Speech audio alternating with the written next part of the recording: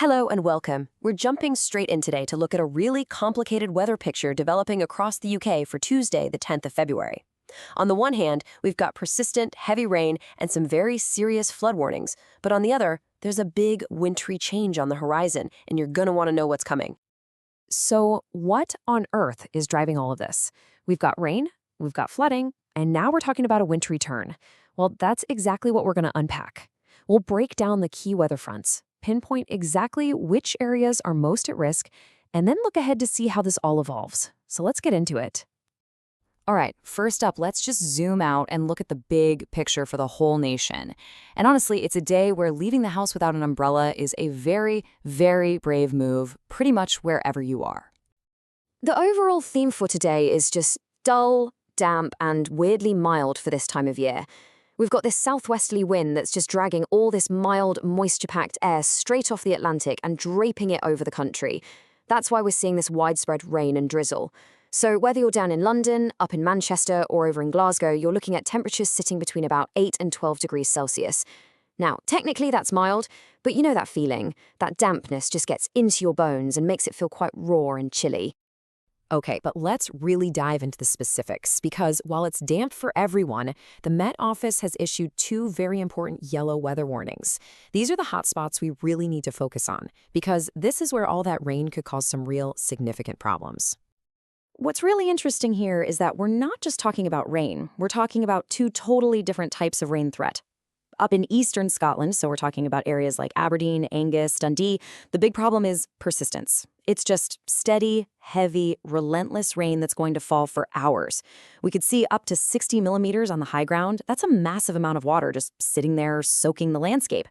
But then you look south to places like Hampshire, Cornwall, Devon, and South Wales. The threat there is all about intensity. Here, we're expecting bands of really heavy showers that can just dump a lot of water in a very short space of time, overwhelming drains in an instant.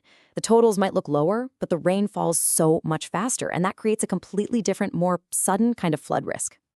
So, the multi-million-dollar question is, what does all this rain actually mean when it hits the ground? And the answer, I'm afraid, is trouble. You have to remember, this isn't falling on dry land. The ground across most of the UK is like a completely full sponge. It is already saturated from weeks of rain, which just ramps up the flood risk enormously. And this number right here, it puts the whole situation into a really stark perspective. 98. That is the number of active flooding expected warnings in England as of this morning.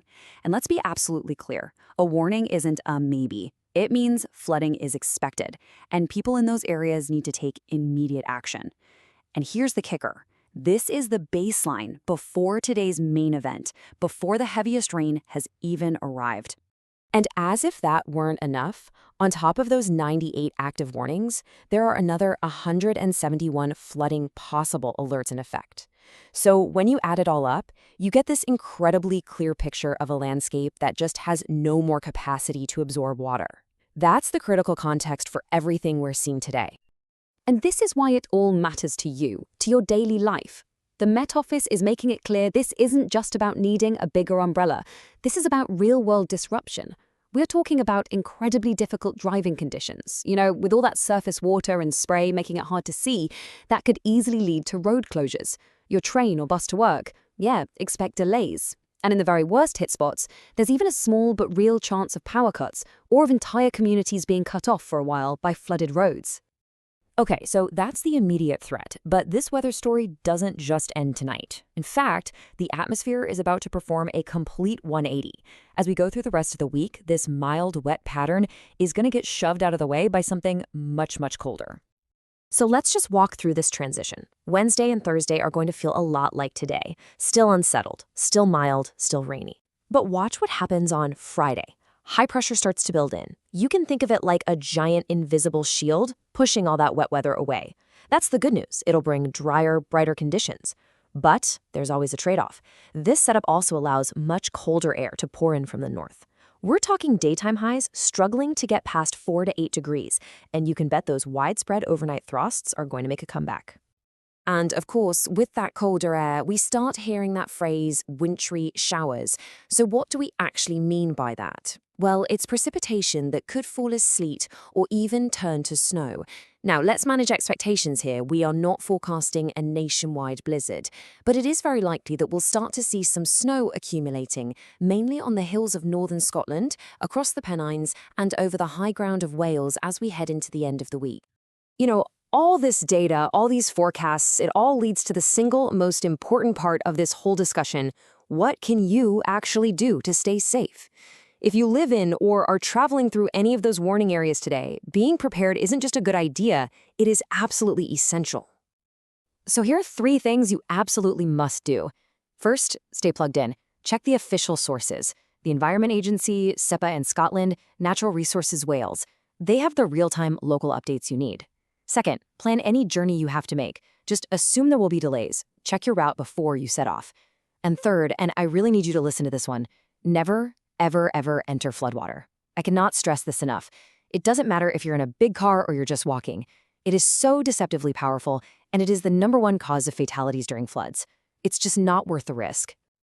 And look, don't just take my word for it. This is the direct, unfiltered message coming straight from the Met Office. They are explicitly telling people to be prepared for these exact impacts. That's a warning we all need to take very, very seriously. And we'll end with this thought. Today's rain, as bad as it might be, is really just one chapter in a longer story. Even when the rain stops, the risk doesn't just disappear overnight. The ground will still be saturated, the rivers will still be high, and with a colder, more uncertain pattern on the way, it leaves us with a pretty critical question to think about. How prepared is your community really for whatever the weather decides to throw at us next?